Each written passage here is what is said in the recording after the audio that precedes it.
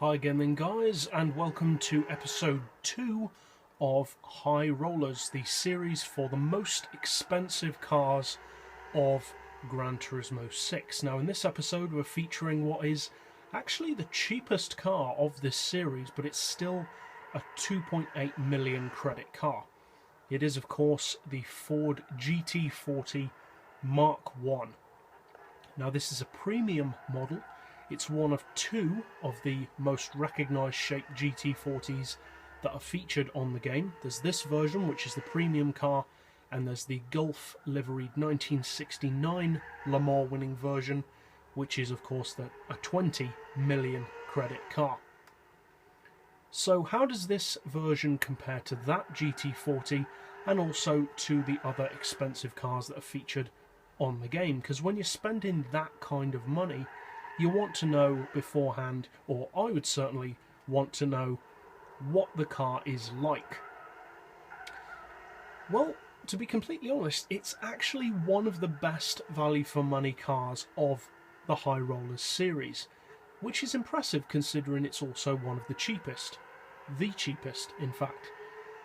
Now fully tuned, it sits at 647 pp and puts out what can initially sound like a rather modest 833 horsepower. Now obviously that's a lot of power, but perhaps not as much as you might expect from such a legendarily powerful car, especially compared to the newer Ford GT, which has 940 horsepower, the concept version which has even more, etc. But actually this car only weighs 994 kilos. So with 833 horsepower and its torque figure of 648 pound-feet, this car flies around the track. It has a power-to-weight ratio of a phenomenal 838 horsepower per tonne, which is extremely high. And it is actually both one of the quickest cars of this series and also one of the quickest classics in the game. Acceleration wise, well, for any of you who are familiar with my drag tuning series, you'll know that this car can launch off the line in 1.5 seconds with a drag spec tune, which is phenomenally quick for a rear-wheel drive car, especially a rear-wheel drive classic. Top speed as well is definitely no slouch. Top speed is in excess of 280 all the way up to 290 miles per hour without NOS. With NOS and draft you can go well over 300 easily, and it makes an excellent top speed racer on tracks such as Special Stage Route X. But what about handling? Because it's one thing to be a brutal straight line machine, but it's another to take corners, because many of the classics that are extremely expensive are also racing machines such as the Chaparrals. So how does this car compare to those vehicles? Well, it compares pretty well. Now, I'm not going to say that it handles as well as something like a Chaparral, because it certainly doesn't. The GT40 has always had, and still does have, tricky handling. The front end is relatively light and can be unpredictable.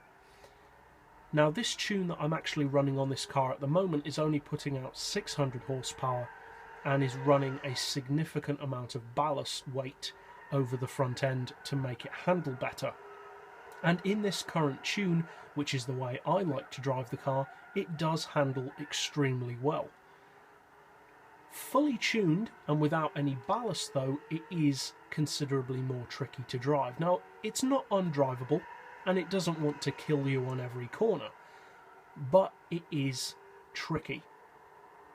It's the kind of car that takes more skill than most of its rivals in order to get really the best out of.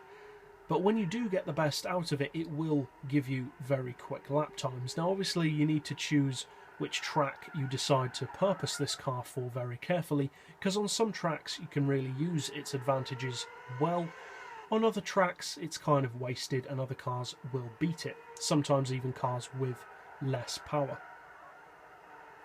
How does it compare though against its rivals? Well, we already said in a straight line it's one of the quickest. The only other car of this series which has the same straight line performance, or comparable straight line performance to this, is of course the Chaparral 2J, and that car is extremely OP. This car has that level of performance and actually superior acceleration to the Chaparral 2J in a much more realistic and challenging package. The GT40 is far from being easy to drive, but when you do learn to drive it well, it is a very rewarding car. It may sound like a bit of a cliche, but the most expensive vehicles in the game do have a certain richness to the driving style that other cars just don't have. And I don't know if that's a psychological thing from us who have bought these cars wanting to justify the money, or if it's genuinely because they do feel better. But in my opinion anyway, these cars do have a much more rich feel to them, and I'm not talking rich in a monetary way, I mean that they feel more fun, they're more nostalgic, and they just have more character than many of the cheaper, newer and old cars in the game. But overall, the GT40 is a great car. Now personally, I must admit I do prefer the more expensive version. And when we say more expensive, it really is more expensive. It's significantly more expensive than this car. 17.2 million credits more, to be exact. So, it's expensive. And the reason why I prefer that car is pretty much just down to the looks. It's not as quick, it's not a premium, it doesn't even have an interior. But I just like it. And that's the thing with these cars. I can tell you what they're good and bad at all day, but it's really down to your personal preference. And what you consider a car to be worth isn't going to be the same as what I consider it to be worth.